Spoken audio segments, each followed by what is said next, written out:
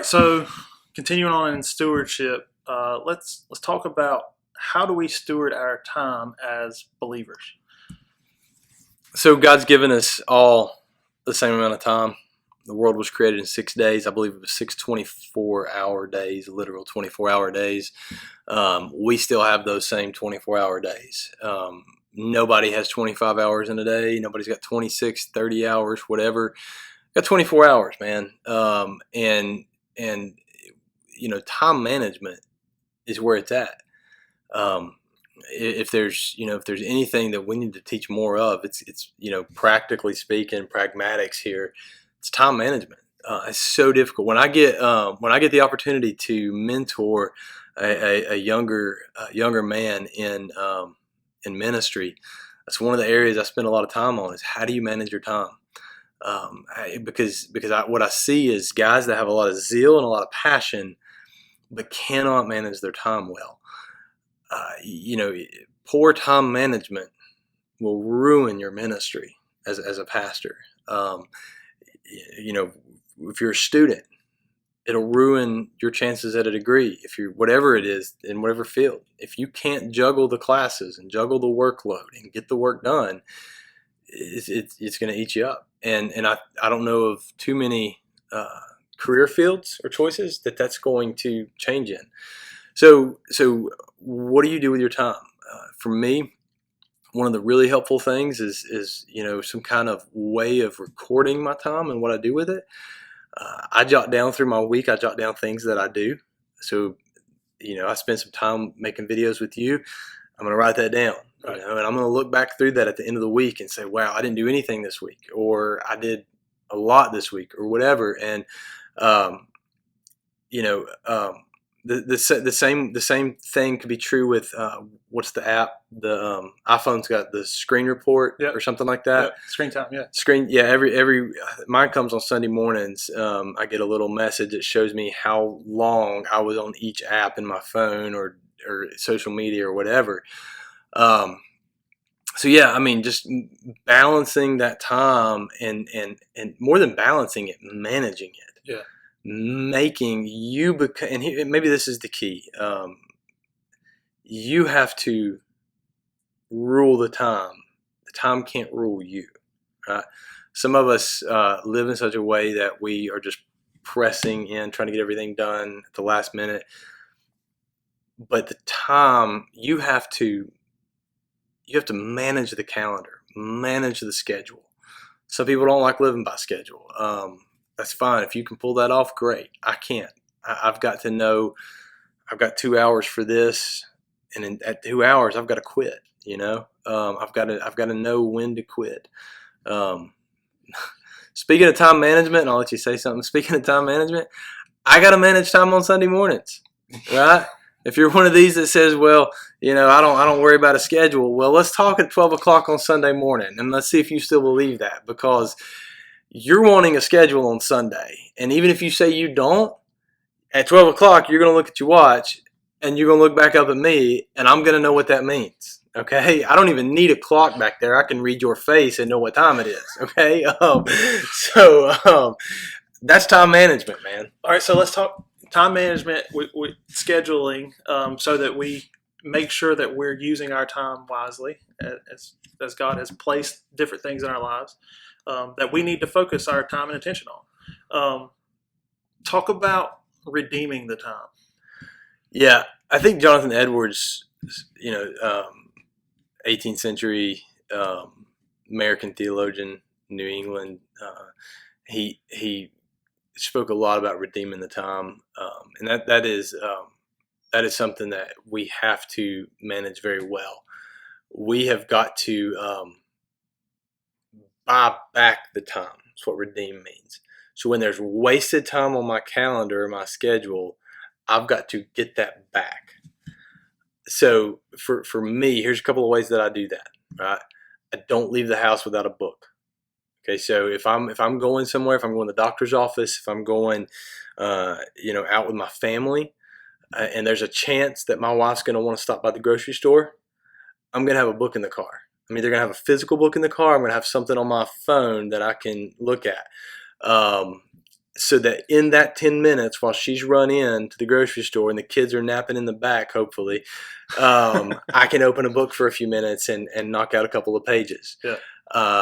You know, I listen to a lot of podcasts when I'm driving. If I've got to commute, I'm going to be listening to something that's going to edify me and not just simply pacify the time like music does.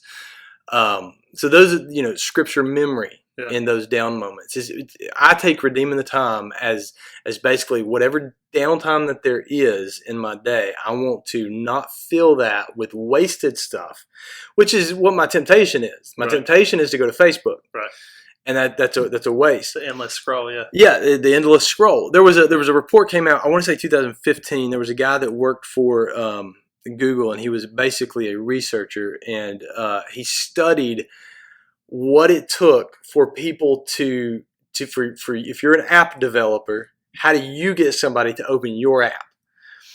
And so basically the icon on the home page of your phone is colored and is designed in such a way that you want to open that. And one of the studies that they did is they basically took a jar of M&Ms and put there, and then they took a jar of M&Ms that were all the same color, right? They're all black M&Ms, and people are going to go for the colored M&Ms every single time, and not go for the ones that are all the same color. Same thing with labeling. You can handwrite M&Ms on this label. You can have this colorful thing over here, and people are going to go for that. Same thing true with your app on your phone.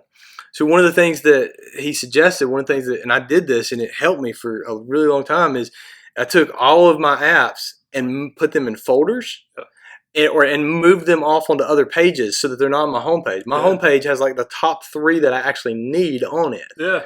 Maybe my banking site or whatever, right? So, but Facebook and Instagram, those are off. I can't even tell you where they're at on my phone. I have to go search for them to find them. Yeah.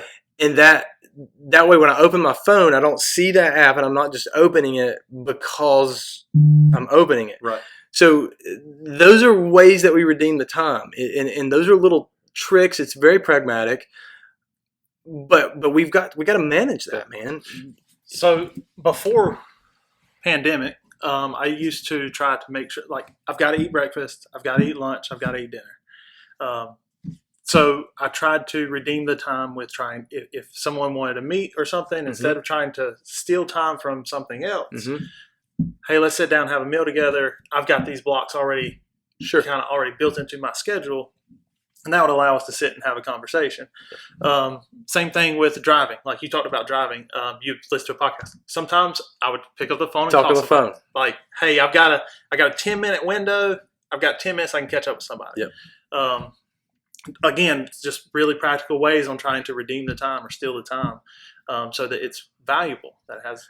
I mean that just having parameters in your life as well. One of our deals, and we don't, as a pastor, I don't 100% stick to this. I try to leave my phone away from the dinner table or flip it upside down so that if there is a notification, it doesn't alert and I don't see it. Honestly, Heath, if you call me at 5 o'clock, 5:15, and this has happened numerous times, you call me when it's right around dinner time after I've already gotten home and now spending time with my kids. I've not been home all day. Yep. I walk in the door, they want my undivided attention. And they deserve it. And they do. And if you call me, I'm probably not going to answer it unless I'm expecting it. I'm not going to answer that call. And I'm going to trust that if it's important, you're going to leave a message or shoot me a text and say, hey, you really need to grab this, and in which case I will. But my point is I have parameters, right? After 8 o'clock or so in the evenings, I'm probably not going to answer your call, unless it's 2 o'clock in the morning and I know that it's a dire emergency or something. I've got that's time with my wife, and I'm gonna try to protect that. Try not to do a whole lot of social media during that time. If we're just watching TV, let's sit together. Let's do this together. So think about Deuteronomy 6 comes to mind as you go along the way, as you rise up, as you lie down, and I think about as you go along the way and driving in our cars, going from point A to point B, and redeeming that time in having conversations with your kids, Yep. having conversations with your spouse, Yep. or I just try to that's what I think of whenever I hear redeeming the time. Absolutely. One of my favorite things I've ever done as a parent. I so enjoyed one particular year. We're a homeschool family. We were wrestling with some of those decisions. And one year we were convicted to do public school, and we did, and we enjoyed it. Enjoyed a lot of aspects of that. I had a second grader, I think, or maybe a third grader, and I had 2 kindergartners that year. And our school was, I don't know, 3 or 4 minutes away, 3 or 4 miles away, 5 or 6 minutes away. And so I'd take the kids to school every morning.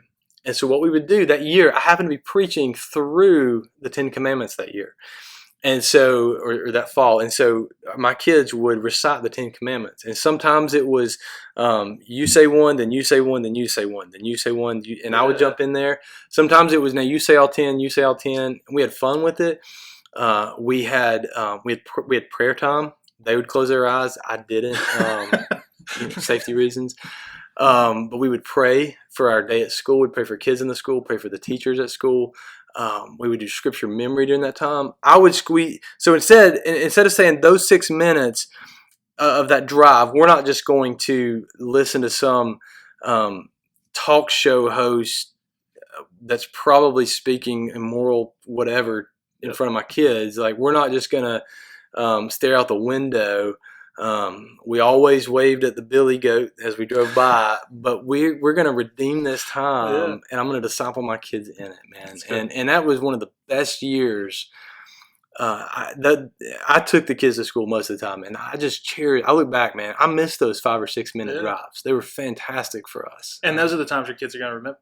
Absolutely, man. You can do that. You can do, anytime you're out with your kids, look for those, what I call God moments. Opportunities where you clearly see God at work and you can teach your kid about it, man. Just any way that you can disciple your children while you're out and about. And that's redeem. Yeah, that's absolutely redeeming the time. So manage our time and redeem the time. Absolutely. Kind of the big things for stewardship.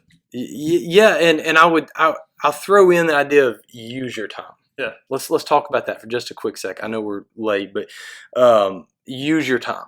Okay. When we think about stewarding the time, as a believer, you need to be very intentional about using your time for the glory of the Lord. So sometimes we think about stewardship, we think about, well, I give a check to the church. Okay, but we need your time as well. Yeah. Right? So volunteer, serve in this capacity, serve in the nursery once a month, right?